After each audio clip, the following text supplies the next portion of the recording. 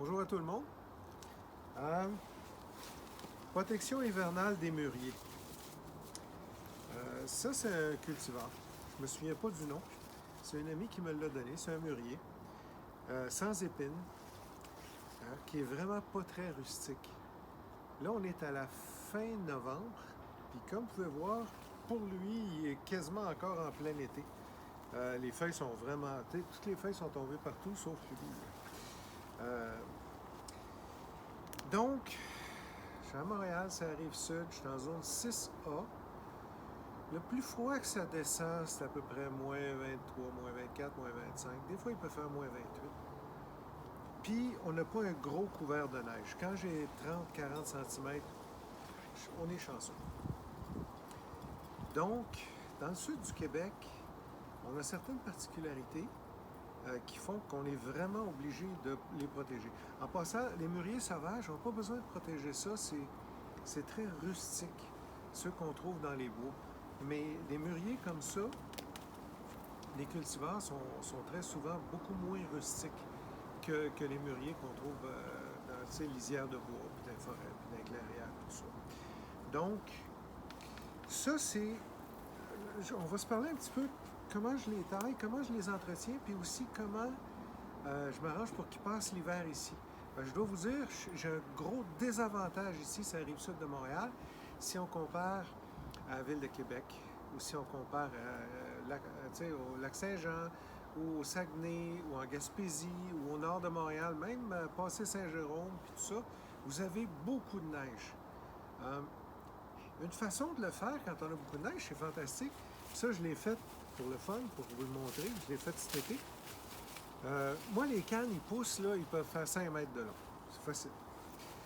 Mais par contre, si je la tape, si je la coupe, comme ça ici, elle est à 1,5 mètre à peu près, elle va faire des latérales. Ces latérales-là vont produire des fruits. Fait que si j'avais ça de neige, avant que les grands froids arrivent, ben, ce mûrier-là n'a pas besoin de protection. C'est une mûrier ronce, comme vous pouvez voir en passant. C'est pas un mûrier arbre.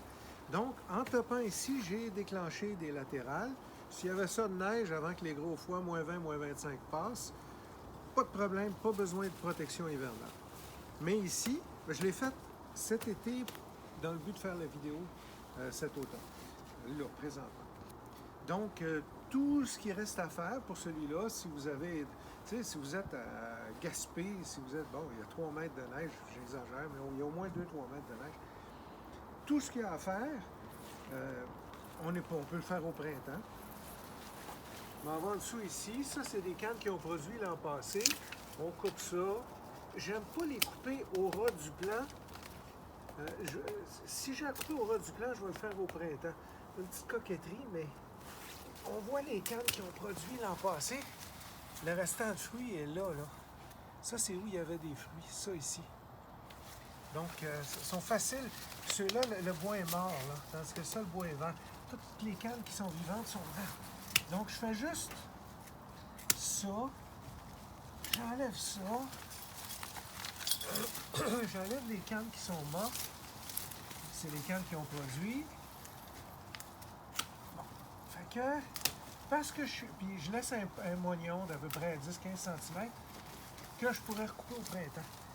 Puis là, tout ce qu'il me reste à faire, c'est pencher ces cannes-là contre le sol, un peu comme je fais avec mes figuiers, puis pour les protéger. Fait que ça, ce plan-là, tout ce qui reste va survivre, à condition que je le protège, puis il va produire des fruits. Parce que le cycle, il est important. La canne pousse une année, puis la seconde année, c'est-à-dire, ça, c'est des cannes qui ont poussé cette année. Ce que j'ai coupé là, ça avait poussé en 2019. Ça a fructifié en 2020. Fait que le cycle se fait sur 2 ans. La plante vit, évidemment, plusieurs dizaines d'années. Mais il y a toujours des cannes de 1 an puis 2 ans sur le plan. Donc, il y a toujours des cannes de l'année précédente qui fructifient, puis des cannes qui ont poussé cette année qui vont fructifier l'an prochain. Puis l'an prochain, tout ce qui me restera à faire,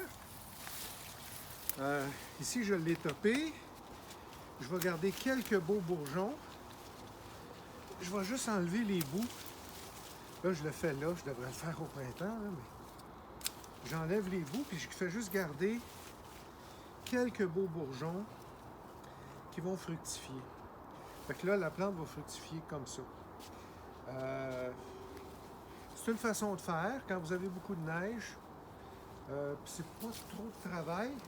Fait que, puis ça, en passant, c'est peut-être zoné 7B ou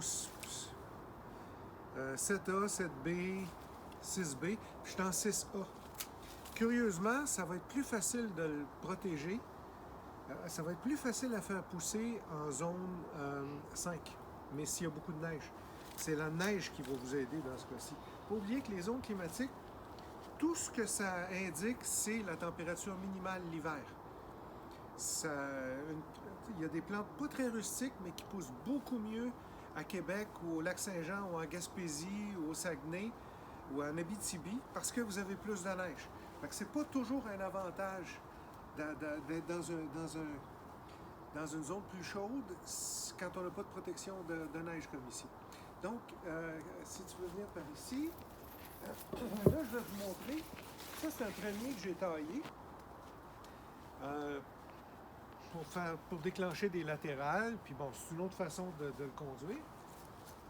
Ça fait 10 ans que ça pousse ici.